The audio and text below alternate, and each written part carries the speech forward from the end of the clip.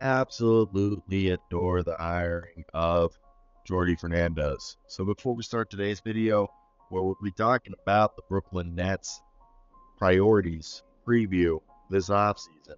I want to hear your thoughts. What do you think your Brooklyn Nets be prioritized if you're a fan or not? What would you do if you're Sean Marks and Jordy Fernandez?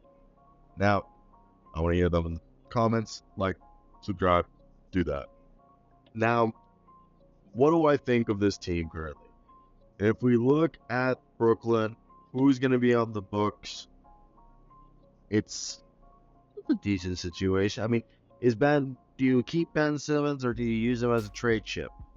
Similar to how Chris Paul was last year, where you like send him out to a team that might have interest or want to get off to another bad contract that you guys are trying to do a reclamation project or find a team what the Pistons have been doing and just salary dump them and attach a pick. That's definitely a question. Next, Cam Johnson's going to be on the roster. Mikhail's going to be there. Dorian Finney-Smith, Dennis Schroeder, Cam Thomas, Deron Sharp, Noah Clowney, who's a freaking dog. They're gonna really believe in Noah Clowney's part of the future. Tariq Whitehead's there, and I think one of the bigger things is Jalen Wilson is a guy that I really like, and as a Kansas guy, but yeah, I think the pieces here, they're coming together, and I think they went 32-50, and they have this year. They don't actually have any picks, which is crazy to think about.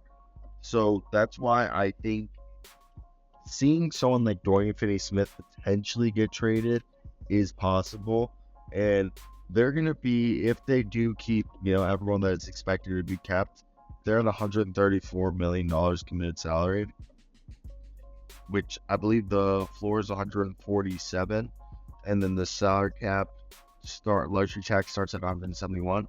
So they're 10 million below the floor, so they have to spend 10 million.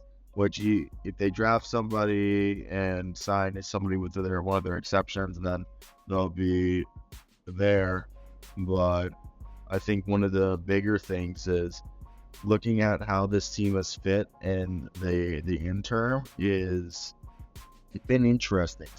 Essentially, what I would look at when I think of the Brooklyn Nets, I think the biggest thing they have to understand is with Nick Claxton, do you keep him or do you let him go?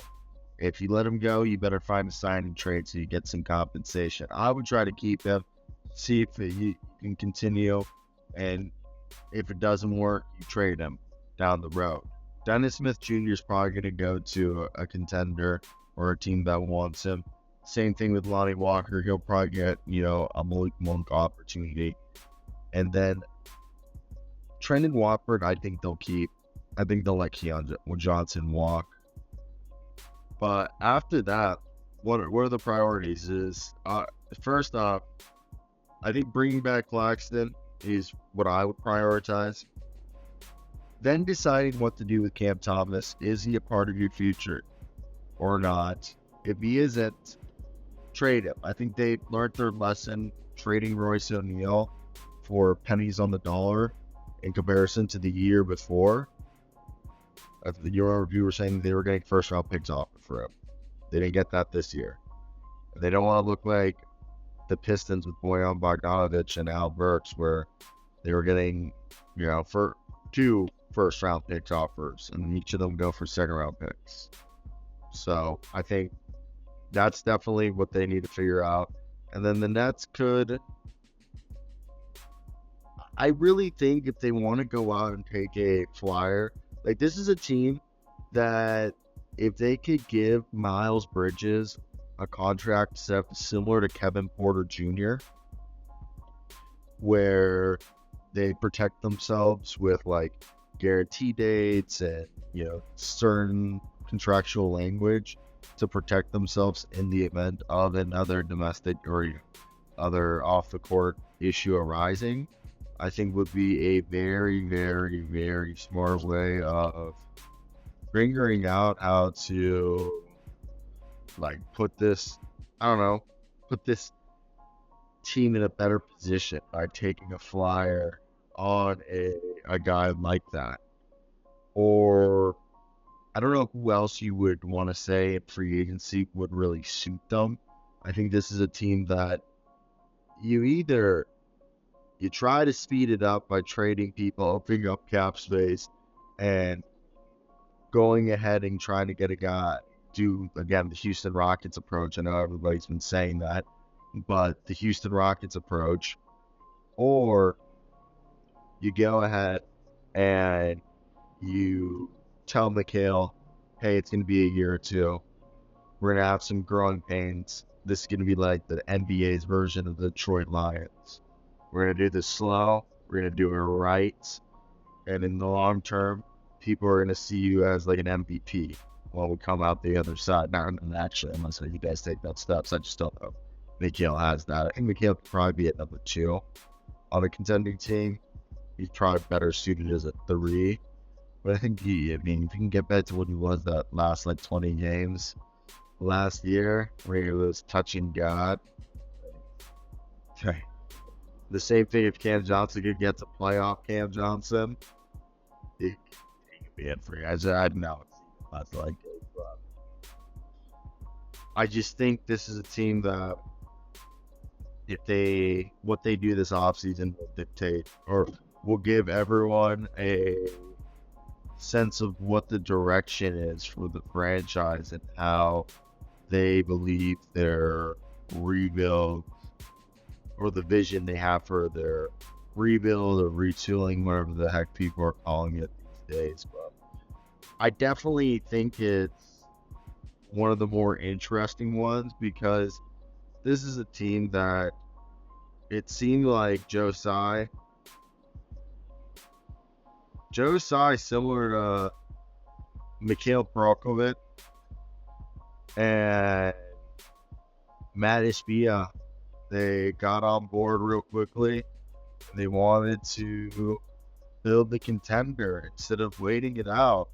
And I understand new owner want to set a new precedent, especially you made your money being policy and aggressive. So try to replicate whatever style you had of management